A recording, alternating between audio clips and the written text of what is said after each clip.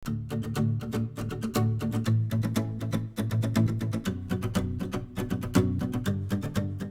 satu pertanyaan dari Al Habib Yayan Palu, Sulawesi Tengah. Oh, ini asal daerah saya ya. Pertanyaannya adalah, sebagaimana kita ketahui bersama bahwa tidak sedikit anak muda yang menjadikan miras sebagai hal yang biasa-biasa saja. Salah miras adalah sebuah hal yang lumrah.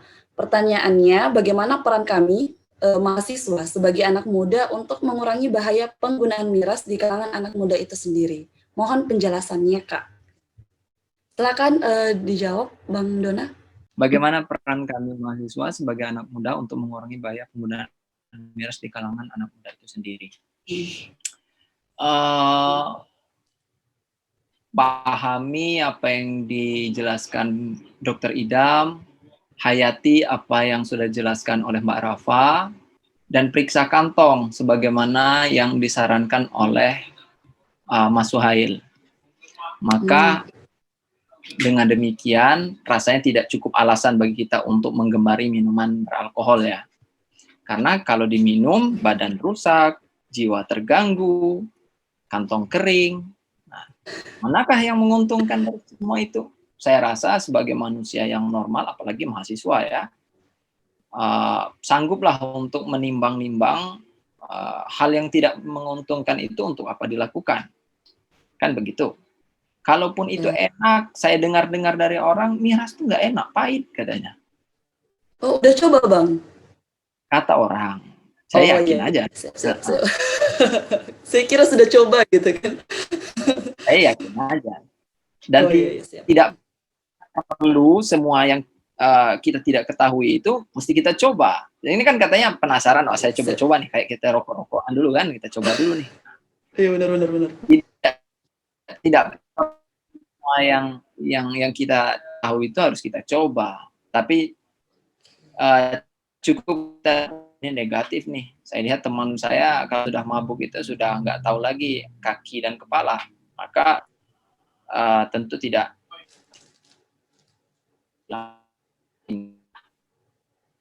kemudian muslim yang baik, sekalipun tidak ada penjelasan kesehatannya. Halo? Iya. Masih ya? Masih. Agak putus-putus ya. gitu. Agak putus ya. Oke. Saya ulangi. Sekalipun tidak ada penjelasan, misalnya tidak kita temukan alasan negatif dari sisi kesehatan, alasan negatif dari sisi kejiwaan, dan juga kita tidak mendapati kerugian dari sisi perekonomian. Kalau Quran sudah berkata haram bagi seorang muslim.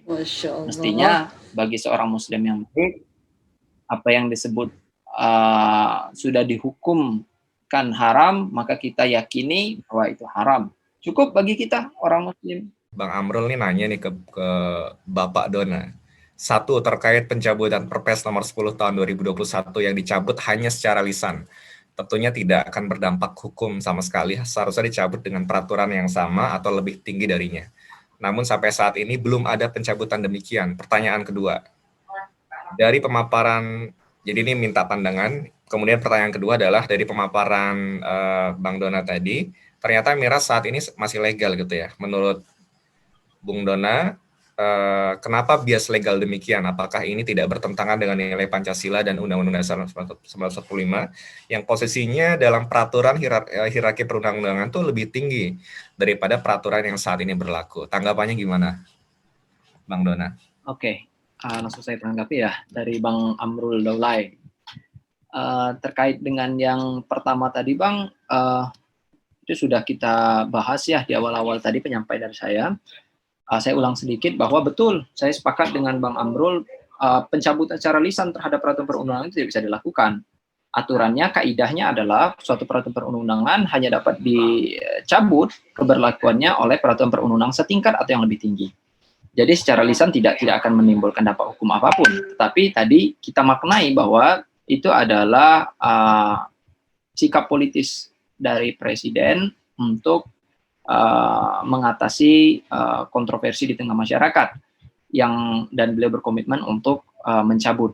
Tentu mencabutnya kita tunggu ya produknya apa, apakah dengan peraturan sesama Perpres atau peraturan yang lebih tinggi daripada itu. Nah, yang kedua adalah ternyata dalam pandangan saya misalnya miras masih legal. Ya, dilihat dari itu miras masih legal ya. Ternyata masih bisa diproduksi, ada Perpres yang membolehkan, ada Permendaknya, ada Permen Perin yang membolehkan itu. Tadi sudah kita bahas. Betul, atas dasar itulah saya menyatakan sebenarnya industri di Indonesia terlepas itu terbatas ya, karena ada beberapa pelarangan, tadi ada pembatasan penjualan. Sekalipun terbatas tetap bisa dikatakan itu legal. Hal yang legal namun terbatas. Nah, kenapa bisa demikian?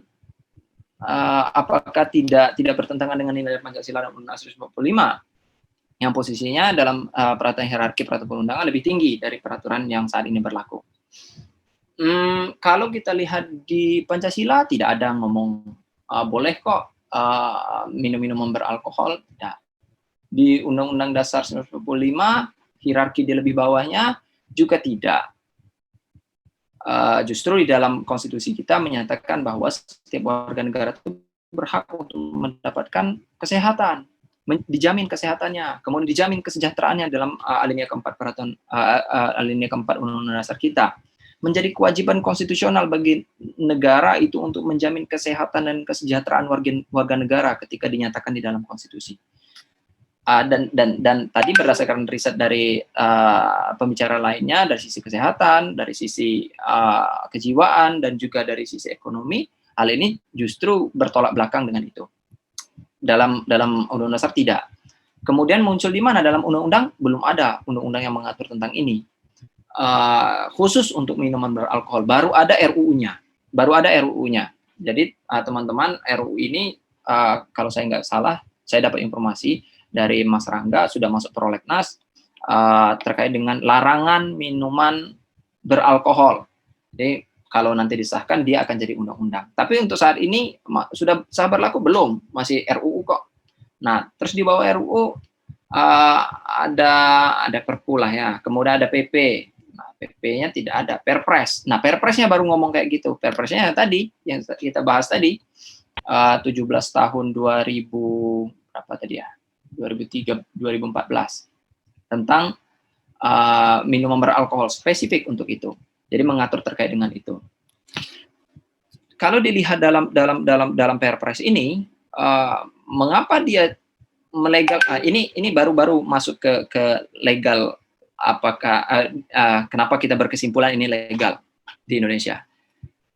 Legal tapi terbatas, dilarang tapi tidak sepenuhnya. Nah, saya juga tidak tahu kenapa Indonesia memilih sikap demikian. Tapi saya rasa juga tidak lepas dari memperhatikan aspek sosiologis masyarakat.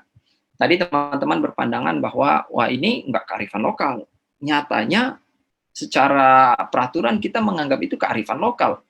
Dinyatakan bahwa minuman tradisional dibawakan, dikonsumsi dalam acara adat, acara keagamaan bahkan.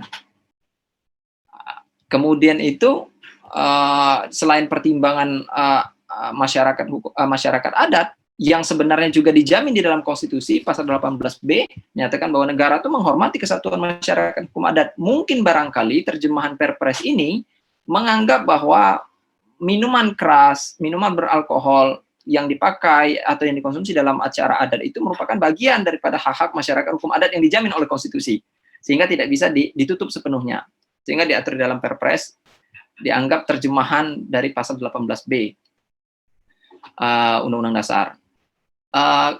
Bahkan lebih lanjut dianggap juga misalnya dalam misa ya, minum anggur sebagai pengganti darah Tuhan, mungkin ada prosesi itu, mungkin itu yang dijadikan acuan dalam tradisi ritual keagamaan juga boleh diperkenankan untuk meminum minuman atau mengkonsumsi atau memproduksi minuman beralkohol seperti anggur. Itu landasan sosiologisnya, landasan yuridisnya. Kemudian landasan filosofisnya. Ini yang saya nggak ketemu ya, untuk menyatakan bahwa ada base filosofinya minuman beralkohol itu di masyarakat Indonesia. Sekali lagi mungkin saya tidak tahu persis nih, dan tidak berani juga saya menyatakan fix ya seperti ini.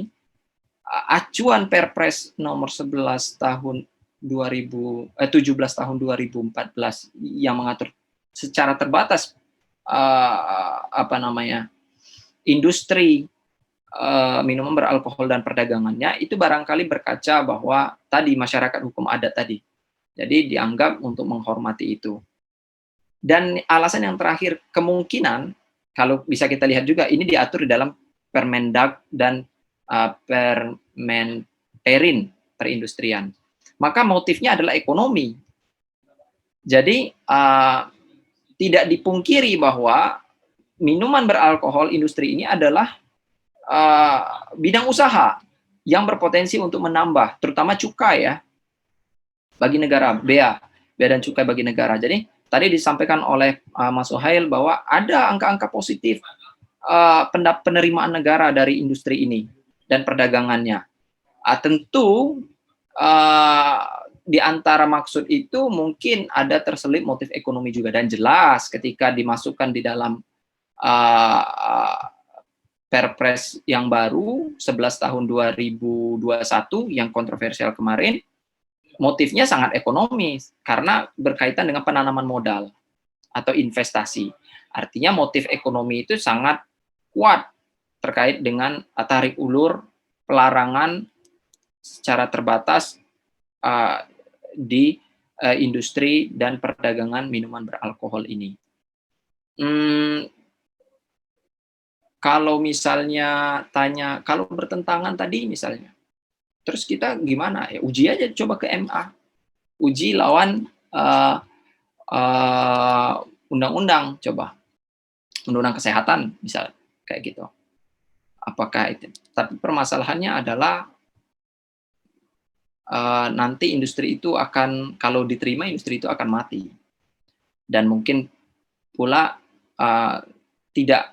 angkanya tidak menurun, tetapi menjadi black number. Jadi tidak terhitung di belakang. Jadi menjadi 100% ilegal, sehingga aktivitasnya kayak narkoba. Orang tetap mengkonsumsi tapi tidak terdata karena sudah dinyatakan ilegal. Begitu sih.